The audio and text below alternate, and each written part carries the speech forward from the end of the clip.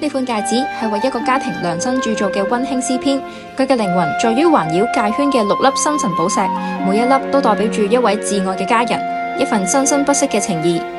首先，我哋將6粒獨一無二嘅寶石匯萃於主視覺焦點，圓滿齊整，緊密相依，並以流動嘅金屬弧線溫柔縈繞，